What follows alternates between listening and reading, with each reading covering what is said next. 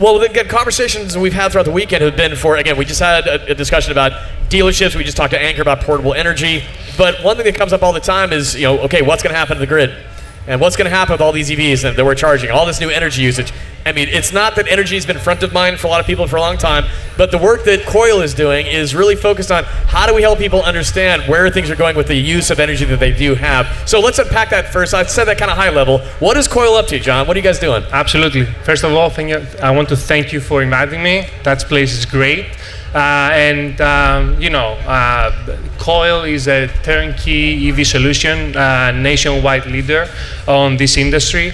And basically what we do is we try to accommodate our customers for the transition into the new EV era. So that transition, how do you guys go about making that easier? Well, this is what we do, right? All right. So it's from the beginning to the end. If a customer wants to come in and say you want to invest into the EVs, either cars, trucks, semi-trucks, we evaluate the infrastructure and we provide from a proposal to actual commissioning a project for level 2 and level 3 chargers, including project management, engineering, everything. So would you say most of your customers are commercial in that respect? I mean, that's really your focus? Yeah. Yeah. So, correct. and again, that's the thing, is a lot of people that are even here at Expo sometimes, they have day jobs, but they might have a day job that relates to something that needs to be electrified. And that's a lot for people to unpack. We've had a lot of those conversations this weekend. I mean, just people that don't know what they don't know going into it. Yeah, well, absolutely. So you say do you do work for people who actually want to sell EV charging to consumers as well? Absolutely, absolutely. So we do both, right? So COIL is an agnostic company.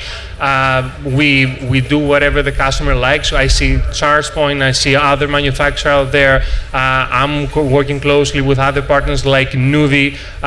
So whatever the customer wants, we actually try to accommodate them and install whatever they like in terms of hardware. The good thing about us is the fact that we got acquired in 2022 by Wallbox, a Spanish company. So we do both commercial and residential projects. Okay. Yes. And the last year we are focused on the rollout of Quasar 2, which is rolling out with Kia customers, which is big, huge, but it's also giving us an advantage of understanding how V2G works. So in a higher level, either it's a residential or commercial, where we're going is actually try to utilize energy the best in our ability. And let's pause there a minute, because V2G, we say it in the industry all the time, and we know exactly what it means, but people that hear it sometimes, they go, what's that? So, but V2G, basically that is V2 something. So vehicle to, the G in this instance means grid. Correct. So V2X, the X oftentimes refers to what is the thing that the vehicle is going to. So V to X could mean that's vehicle to load. So the load on the grid, that's V to L. Maybe vehicle to home, V to H, where you can actually control what your vehicle is doing and power your home via your vehicle in case of backup power, things like that. So the promise of vehicle to grid or vehicle to anything is that we have energy that's distributed in these batteries and these EVs all over the place. And for the utilities, they're kind of salivating, right? They're looking at us going like, oh my gosh, we've got these big batteries hanging out. But what it means is that in the past, we've had to make a new substation. We've had to make a new place where we're creating more power. In this instance, the power is being stored and kind of hanging out. And the utility looks at it and says, well, how do we get people to engage with us so that we don't have to maybe build a new substation, but we can balance the grid by saying, if your truck or car is plugged into your house, could we borrow maybe a little bit of your juice? And that way we're balancing that grid more. And instead of having us spend more money and more infrastructure time, we can actually engage the customer on a relationship with the energy supplier. Correct. So I may add to that basically on a residential level, you have, let's say you are an EV owner, you have your house, you have your solar, you may add your power banks. So the idea is for you, instead of juicing out the energy from the grid, you can utilize your car when your battery is full, plug it into your house, offer the energy that your house needs whenever the on-peak hours. Right. And at the same time, on the off-peak hours, either you recharge the battery you have at home and you utilize your solar as well. So in other words, you're trying to manage the energy in your own house. That's residential. Now on the commercial side, you have the same idea of how you can manage the energy on the same level, but on much bigger scale. Right, and that's frankly, I think that's the promise too. Is on the residential side of it, I think a few of the challenges are we got to get more of the EVs on the road, more of them to single-family homes where they plug in at night. But then you have to have the vehicles be vehicle to grid capable, and you got to get people to sign up. So there's a lot of like hurdles there along the way. Exactly. But on the commercial front, you could get the right vehicle, V to X capable cars into a fleet, and you could tap into that virtually right away. I mean, what concerns do your customers have about? And I don't know to the extent to which this is already happening, right? In which, what scale there is, and maybe you could talk about that. But do they have concerns that kind of, if I'm loaning my energy that I've already stored to the grid, back to the grid, then that's going to leave me short when we need to do whatever we need to do with our vehicles? Yeah, they bought that. Now you want it. Yeah. So how do you make that work? That's a great question. Actually, part of the conversation is engaging the utilities from the get-go. So for two reasons. Number one, when you have V2G capabilities with a charger, especially if you have, let's say, school buses, right? EV school buses that now many states are transitioning per school district. That's actually, I'm proud to be involved in many school districts in California that they actually go through that transition. And through our local partners, Nuvi, we actually try to either accommodate that aspect from the very beginning. In what sense? We engage with the utility. How many buses you're gonna have per school districts? Do you need to bring new utility service? That's gonna take some time. COIL does that from the get-go, utility coordination. We have hand-to-hand relationship with our engineers, so we can actually analyze how many buses you need, how many chargers you're going to install, and what that translates to new utility service. Well, and again, I think the benefit of that from a fleet perspective. So again, if you're thinking about a school buses are going to be parked at night, hanging out. They're not driving kids around at midnight. Mm-hmm. But if they're electric and they have a lot of energy stored in those battery packs, that is less of kind of an interference of someone's day-to-day use of their personal vehicle. Correct. These are structured paths that these vehicles take on a daily basis. Mm-hmm. You know when they're in use and when they're sitting stationary. That's like the low-hanging fruit for vehicle-to-grid opportunity. Absolutely. So in other words, you're mentioning right?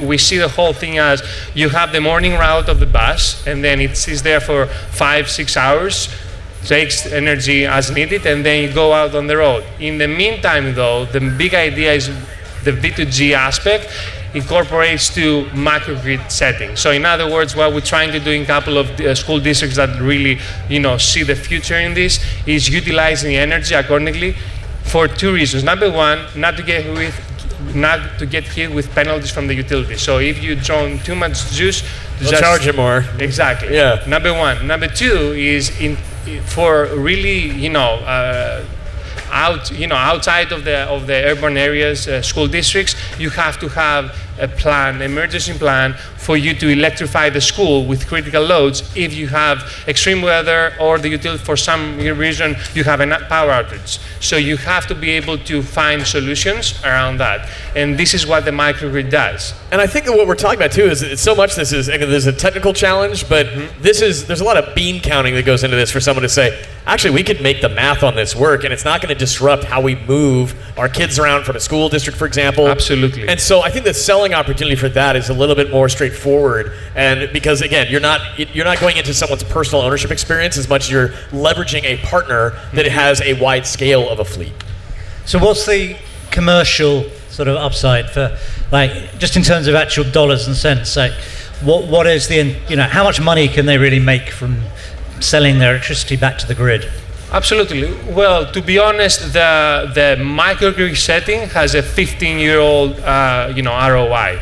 So from that end, the fact that the equipment is not cheap, right? The infrastructure is not cheap, and buying an electric bus is not cheap. To have a prospective 15 years to ROI, it's really important for everybody to understand what the stakes here are. On the second end, I feel like some states, they do really a good job incentivize those plans to be actual, something that the school districts can actually afford to do that. But in a higher view, I feel like California and other states, Colorado, they are ahead of the curve. I think many more states should follow, just because it's more reliable to rely on EVs. Either it's cars for residential or buses for school districts and municipalities as well. Yeah, and I think where we're at right now is kind of that point where the technology is proving out to be viable, and with the more we get these, again, we like to call them DERMs in the industry, distributed energy resource management. What does that look like when you put more of these batteries in little places? But I think the more that we can showcase that the technology actually works, from a driving perspective, that means the fleet of buses, that's got to get the kids where they got to go, they got to rely on it every time of year. That's for personal vehicles as well. Once we have people realizing that these are reliable products that way, you can then start tapping into these opportunities for, by the way, if you wanted to take part in this, and I think that's something that, again, there's an educational factor that we've talked about a lot this weekend, but for COIL, how do you see that playing out? Is it that you feel like when you are going in, you have to really help people along the way? Are you getting more inbound inquiries now from fleets around the country? How's that going as it relates to people's understanding of this opportunity? Absolutely, that's a good question. So my view on this matter is, first of all, educating people, educating customers. Even if it's for your house or for your school district, as a parent, it's important to understand the technology. Now, if we have a step back, it's important to understand that we're just scratching the surface in terms of technology. 6 years ago, we were talking about a DCFC charger, just plugging in one port, and that's about it. Today, it's dual, and it's power sharing. So we are actually living in an era that in 2-3 years from now, we're gonna introduce, besides the charging, what the technology is behind. For example, I feel like in 5 years from now, we're gonna talk about microgrids, or how the grid operates in a whole different level. Infrastructure-wise, we have to understand that, artificial intelligence is here to be incorporated to that aspect as well, that we haven't even touched yet. Yeah, no, again, there's a lot that goes on behind the scenes to make all that actually a reality. This is juggling a lot of stakeholders. Absolutely. You've got the utility, you've got the customer itself, you've got the hardware provider, there's software involved with all of that. You have to engage on what's happening from the vehicle side. Is the vehicle capable from a software perspective? This is no simple task. Well, absolutely. And I think from a consumer perspective, you're trying to get people to be part of these kind of programs. It needs to be very clear what the benefit to them is, right? It's both in terms of, the discounts they will get on their electrical bills. Presumably that's the main benefit, but also in terms of reassuring them that if I'm giving energy back to the grid is reliable enough that I'm going to be able to get that energy back when I need it. Yeah, that right there, frankly, is such an important point, because once someone has bought a product and it's theirs, that could be the car. Right now, people go to gas stations all the time. They go, my gas, I bought it. So if they have their battery filled up to 80, 90, 100%, that's their energy. Absolutely. And so to go to any consumer and say, we want to tap into that, like you said, the value proposition has to be super clear, and they have to know that when they do need it back, they're not going to be hassled, or it's not going to be not there for them when they want it. 100%. I think one of the key aspects from a software perspective, in order for the companies to give power to the consumer, is to understand how the software works. So you have the ability to have a cutoff based on, tomorrow you're going to work as every day, right? You can choose, you're not taking more than at 75%? 80%. I want all my juice. 80% is the minimum of my battery at the beginning of the day. So if the grid wants to take 20%, feel free, but not much more than that. But if someone decides to say, I'm not going anywhere tomorrow, I kind of don't even care, I don't know, take all the way down to 30%. Could you pay them more? Yeah, absolutely. That's the point. So there you go. It's give people agency, but then it's, what are you paying them? It's I paid X dollars for this electricity. How much are you paying me back to be kind of inconvenienced, maybe? And how you communicate that. Yeah, this is what we're unpacking, John. Again, and what COIL's up to is so fundamental to how we, again, democratize energy in a lot of ways. And I think that what you're describing is true. And behind the scenes, this is a complicated thing. But we're proving out the technology functions. The stakeholders are aligning. We've got to get more use cases that we have the proof points to show this is actually how it works. But so COIL, how many active programs are you working on or have you deployed already related to this technology? That's a great question. The last 2 years, we have been deployed at least 10 projects in California state, Colorado, and other states with V2G technology on level 3 chargers, deploying the EV buses, depleting during the day, and doing the work. Now I have 2 really interesting projects with a microgrid sending in California as well, with Nuvi as well. But on a bigger scale, we have partners like Zoom that they do have school transportation fleet across the country, and we try to accommodate and execute their progress on how they flip their old school buses to EVs, which is huge because every lot could be from 25 chargers to 100 chargers. Right. It's not every fleet's not the same. Right. Correct. No, it's again the work you're doing. You're doing the Lord's work, John. No, but seriously, this is trying. This is super hard, but it's going to require. We've met a lot of leaders from this space this weekend who I've said to them, look, it requires people to be engaged on these efforts to dedicate their lives, their careers, and their time and their knowledge to making this happen. So we've covered a lot in the conversation. Anything we've missed? No, I mean I just think it's interesting when you reflect on some of we're thinking about myths, right, and sort of that. The wrong things people say about EVs, and one of those being that too many EVs are going to kill the grid, right? It's too much demand for electricity. Whereas the reality is, with these kind of programs, more EVs are going to make the grid, actually going to reinforce the grid. That's great. That's a great putting a nice bow on this conversation. Is it's not that they are a drain; they are actually a potential asset to make it function better. Absolutely, and especially we live in New York, right? If you have HOAs that they do have dated infrastructure, we're here to evaluate the infrastructure, and most of the people, they live in those buildings and they want to buy an EV. So if you have a sun sports spot or you have a garage in your lot, we can make that happen, and you have asset to your front door. This is going to be something that continues to improve, but the technology is there. It's now getting the proof out there to people to see in their own communities that this is a benefit from electrification. So 100%. How do people find out more information about COIL if they want to get in touch with you and contact you? Absolutely. So our website called .co, and you can search online. We are there always.